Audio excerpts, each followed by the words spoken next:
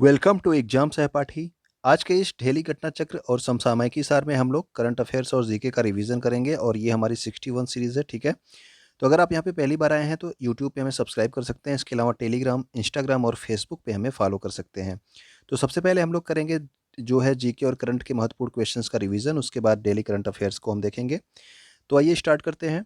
प्रधानमंत्री गति शक्ति योजना के अंतर्गत कितने औद्योगिक कॉरिडोर यानी कि इंडस्ट्रियल कॉरिडोर्स जो है बनाए जाएंगे? तो प्रधानमंत्री गति शक्ति योजना के अंतर्गत 11 कुल जो है आपके औद्योगिक कॉरिडोर बनाए जाएंगे। और प्रधानमंत्री गति शक्ति योजना के अंतर्गत कितने रक्षा कॉरिडोर का विकास किया जाएगा, यानी कि डिफेंस कॉरिडोर कितने बनाए जाएंगे? तो 2 डिफेंस कॉरिडोर बनाए जाएंगे, जिनमें से एक आपका उत्तर प्रदेश में बनेगा और दूसरा आपका कहाँ पे बनेगा? तमिलनाडु में। ठीक है, तो दो आपके डिफेंस कॉरिडोर उत्तर प्रदेश और तमिलनाडु में, और 11 आपके औद्योगिक कॉरिडोर। अगला है हमारा, फीफा द्वारा 2021 का सर्वश्रेष्ठ महिला खिलाड़ी का पुरस्कार किसे दिया गया? तो फीफा का जो है 2021 के लिए सर्वश्रेष्ठ महिला खिलाड़ी चुनी गई हैं अलेक्सिया पुटेलस, जो कि कहाँ की हैं? स्पेन की। अगर आपसे सर्वश्रेष्ठ पुरुष खिलाड़ी जो है 2021 का फीफा का अगर पूछा जाए तो वो होंगे आपके रॉबर्ट लेवांडोव्स्की। ओके, तो रॉबर्ट लेवांडोव्स्की जो कि पोलैंड के हैं। और महिला खिलाड़ी कौन है? एलेक्सिया पुटेलस, कहाँ की? स्पेन की। हाल ही में अंतर्राष्ट्रीय बुकर पुरस्कार 2021 किसे प्रदान किया गया है? तो अंतर्राष्ट्रीय बुकर पुरस्कार जो है 2021 प्रदान किया गया था डेविड डायोप को। और इनकी कौन सी रचना के लिए इन्हें दिया गया था? तो ये था आपका at night all blood is black. Okay, तो अंतर्राष्ट्रीय बुकर पुरस्कार और बुकर पुरस्कार दो अलग अलग होते हैं। तो ये आपका अगला है आपका मैन बुकर पुरस्कार 2021। ये किसे प्रदान किया गया? तो ये प्रदान किया गया था डेमन गैलगट को। और इसे जो है द प्रोमिसेस रचना के लिए डेमन गैलगट को ये पुरस्कार दिया गया। तो याद रखना, मैन बुकर पुरस्कार डेमन गैलगट, और अंतर्राष्ट्रीय बुकर पुरस्कार यानी कि इंटरनेशनल बुकर पुरस्कार किसे मिला है? तो वो आपके डेविड डायोप को। ठीक, तो दोनों को आप ध्यान से देखेंगे, आपको ध्यान याद हो जाएगा। विश्व खाद्य पुरस्कार 2021 किसे प्रदान किया गया है? तो विश्व खाद्य पुरस्कार ये भारतीय मूल की हैं, जिनका नाम है शकुंतला हरक सिंह थिलस्टेड। ठीक है ना, तो ये पूरा इनका नाम है शकुंतला हरक हरक सिंह थिलस्टेड। इन्हें जो है विश्व खाद्य पुरस्कार 2021 से सम्मानित किया गया है। नेक्स्ट हमारा है, नीली अर्थव्यवस्था का संबंध किससे है? तो नीली अर्थव्यवस्था का संबंध आपके महासागरों से है। ठीक, नीली क्रांति के बारे में आपने हमेशा पढ़ा था, तो नीली क्रांति का संबंध किससे था? तो वो मछली उत्पादन से था। ठीक है ना, और नीली अर्थव्यवस्था आपके किससे संबंधित है? महासागरों से। हाल ही में ब्लैक राइनो के संरक्षण के लिए वन्य जीव संरक्षण बांड किस संस्था के द्वारा जारी किया गया? तो आपको बताया गया था कि अफ्रीका के जो आपके काले जो है गैंडे हैं यानी कि ब्लैक राइनो हैं, इनके संरक्षण के लिए वन्यजीव संरक्षण बांड जारी किया गया था विश्व बैंक के द्वारा। ठीक है, पहली बार इसे जारी किया गया वन्यजीव संरक्षण बांड, किसके द्वारा? विश्व बैंक के द्वारा। भारत का पहला हेली हब कहाँ पे प्रारंभ किया गया? तो हेली हब जो है ये प्रारंभ किया गया था आपका गुरुग्राम हरियाणा में। ठीक है, और मातृशक्ति उद्यमिता योजना किस राज्य में प्रारंभ की गई? तो ये भी आपकी हरियाणा राज्य की योजना है, महिलाओं में उद्यमिता का विकास करने के लिए। कौशल्या योजना आपकी जब आपकी दूसरी बेटी पैदा होगी, ठीक है, छत्तीसगढ़ राज्य के लोगों के लिए, तो उन्हें 5,000 रुपये का जो है प्रदान किए जाएंगे। ये आपका कौन सा योजना है? कौशल्या योजना, छत्तीसगढ़ राज्य की। मेरी पॉलिसी मेरे हाथ अभियान किस योजना से संबंधित है? तो प्रधानमंत्री फसल बीमा योजना में अगर किसी किसान की फसल जो है नष्ट हो जाती है और उसने बीमा कराया हुआ है, तो उसकी जो है पॉलिसी उसके पास तक पहुंचाने के लिए ये आपका अभियान स्टार्ट किया गया है, मेरी पॉलिसी मेरे हाथ। ठीक है, तो इसका संबंध है प्रधानमंत्री फसल बीमा योजना से। हाल ही में भारत और उज्बेकिस्तान के मध्य डस्टलिक युद्धाभ्यास कहाँ पर आयोजित किया गया? तो याद रखना कि भारत और उज्बेकिस्तान के मध्य में ये होता है कौन सा युद्धाभ्यास? डस्टलिक युद्धाभ्यास। और इसका आयोजन इस बार जो है 2022 में कहाँ पे किया गया? तो उज्बेकिस्तान में। ठीक है, 2021 में इसका आयोजन भारत में ही हुआ था। अब 2022 वाला जो है इसका जो है कहाँ पे हुआ आयोजन? तो उज्बेकिस्तान में। आर्थिक सलाहकार परिषद का पूर्णकालिक सदस्य किसे नियुक्त किया गया है? तो प्रधानमंत्री की आर्थिक सलाहकार परिषद परिषद की बात हो रही है। तो प्रधानमंत्री की जो आर्थिक सलाहकार परिषद है, इसका पूर्णकालिक सदस्य बनाया गया है संजीत सान्याल को। जबकि प्रधानमंत्री की आर्थिक सलाहकार परिषद का जो अध्यक्ष है वो कौन है? तो वो है आपके विवेक देवराय। ठीक है, तो विवेक देवराय समिति जो है इसका संबंध किससे था? अगर आपको पता हो तो आप कमेंट करके बताइएगा। यूजीसी के वर्तमान में अध्यक्ष कौन बनाए गए हैं? यूजीसी के जो वर्तमान में अध्यक्ष बनाए गए हैं वो हैं आपके एम जगदीश कुमार। ओके, तो एम जगदीश कुमार यूजीसी के वर्तमान अध्यक्ष, यूनिवर्सिटी ग्रांट कमीशन। ठीक है, विश्वविद्यालय अनुदान आयोग इसको हिंदी में बोला जाता है। भारत का पहला राष्ट्रीय समुद्री सुरक्षा समन्वयक किसे नियुक्त किया गया है? तो राष्ट्रीय समुद्री सुरक्षा समन्वयक बनाया गया है जी अशोक कुमार को, और ये पहली बार ये पद जो है सृजित किया गया है राष्ट्रीय समुद्री सुरक्षा समन्वयक का, और पहले जो है राष्ट्रीय समुद्री सुरक्षा समन्वयक बने हैं जी अशोक कुमार। आप देखेंगे हम लोग ऑस्ट्रेलियन ओपन 2022 जो आपका जनवरी माह में हुआ था, तो इसमें जो पुरुष एकल के विजेता थे उनका नाम था राफेल नडाल, और ये किस देश के हैं? स्पेन के। महिला एकल किसने जीता था? तो महिला एकल जीता था एशले बार्टी, और ये कहाँ की हैं? ऑस्ट्रेलिया में। और हाल ही में अभी मार्च के महीने में एशले बार्टी ने क्या किया कि आपके जो है इस खेल से क्या क्या ले लिया?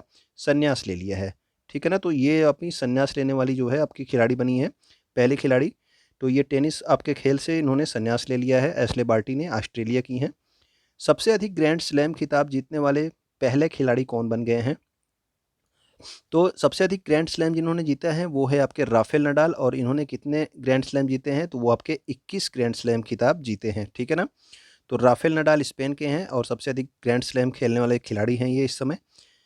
हाल ही में स्विस ओपन बैडमिंटन टूर्नामेंट का महिला खिताब किसने जीता है?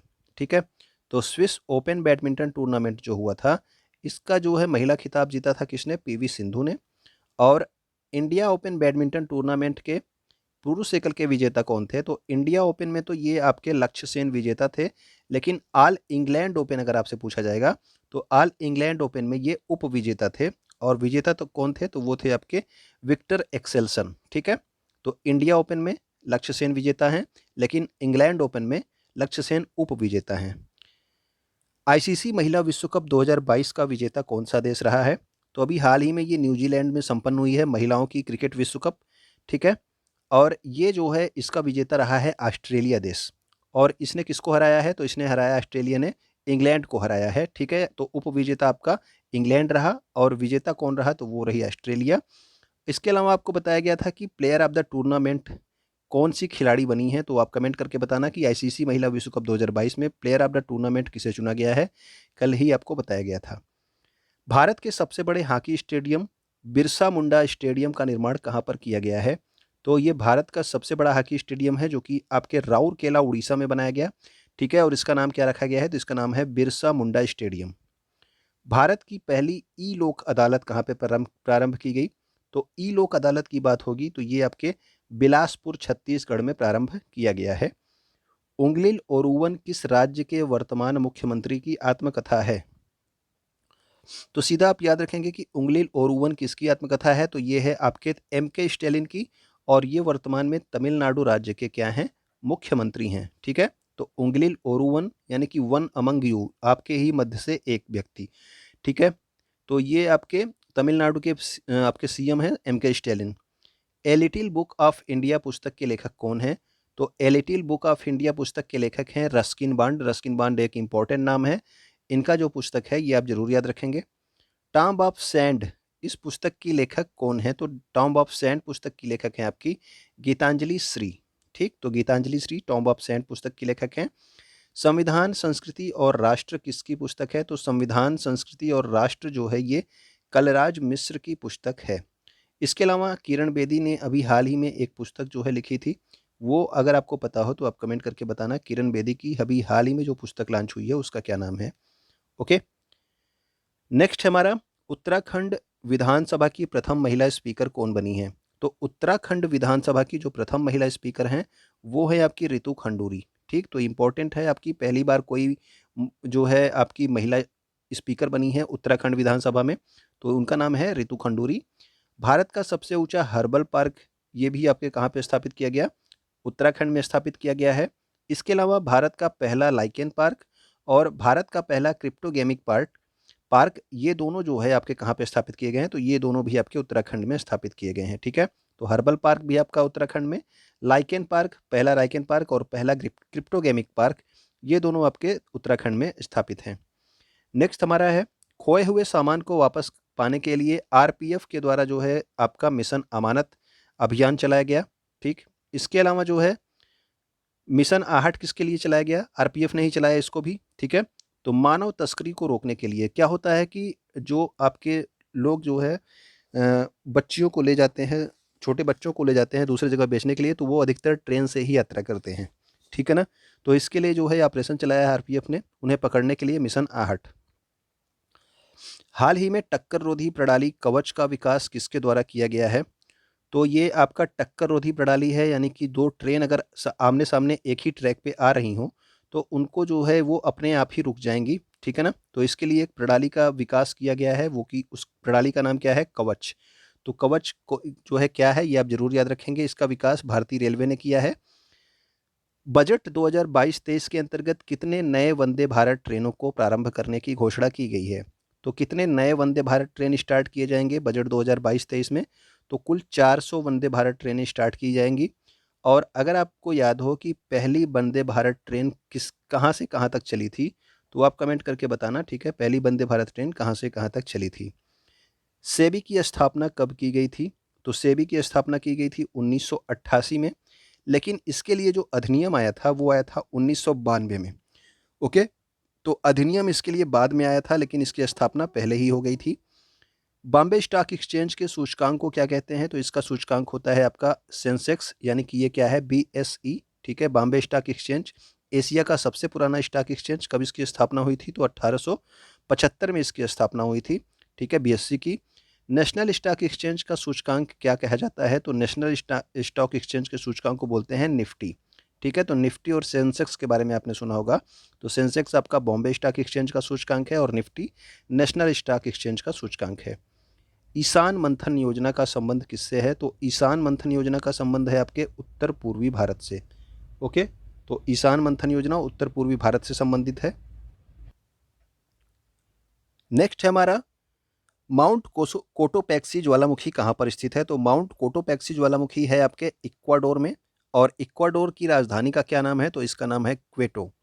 हाल ही में किस देश के राष्ट्रपति ने बढ़ते हुए अपराधों के कारण 60 दिन का आपातकाल घोषित किया है? तो अपराधों के कारण 60 दिन का आपातकाल भी कहाँ पे लगाया गया? ये भी आपके इक्वाडोर में ही लगाया गया था।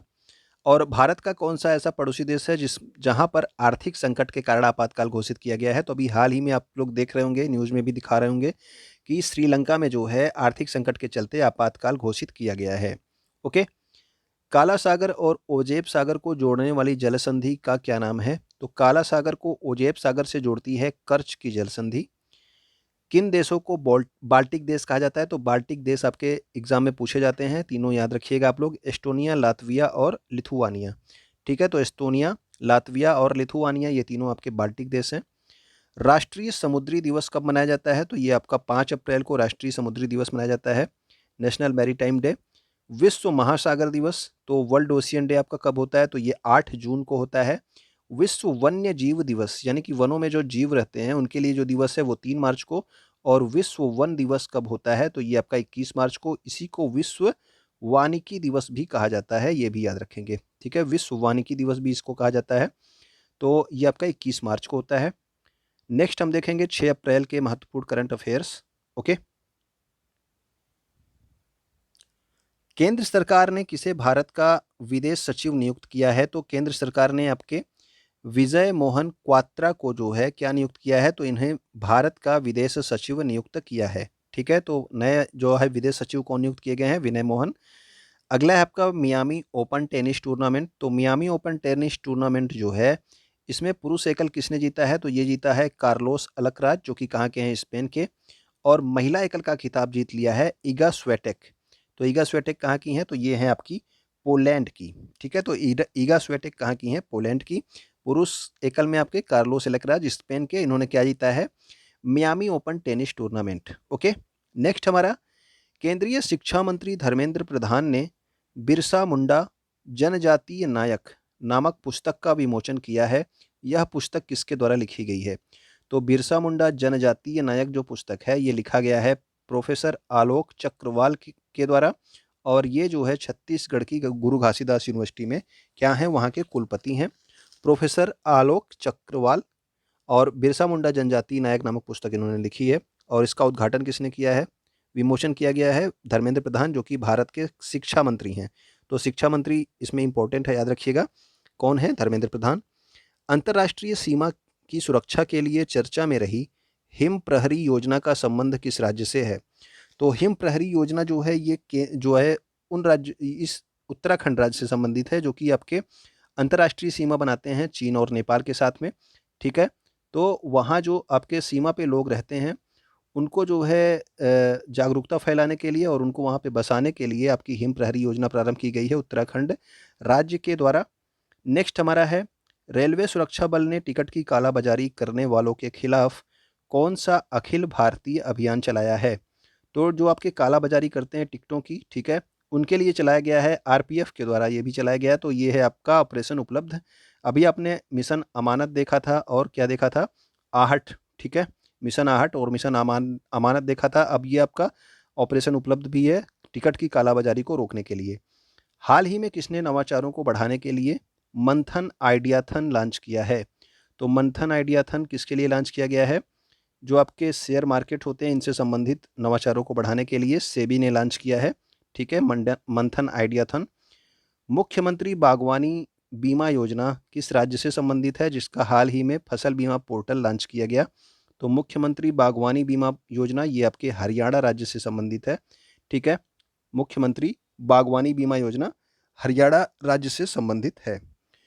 कौन सा देश वन्य जीवों को कानूनी अधिकार देने वाला दुनिया का पहला देश बन गया है? तो वन्य जीवों को कानूनी अधिकार कौन प्रदान करेगा? तो वो प्रदान करेगा इक्वाडोर, ठीक है। तो वन्य जीव जो हैं उनको जो है कानूनी अधिकार देने वाला पहला देश बन गया इक्वाडोर। उम्मीद करता हूँ कि आपको चीज़ें अच्छी लगी होंगी, तो आप कमेंट करके बताएंगे, ठीक है। वीडियो देखने के लिए आपका बहुत बहुत धन्यवाद, और वीडियो को आप यहाँ तक आए हैं तो लाइक भी कर दीजिएगा। Thank you.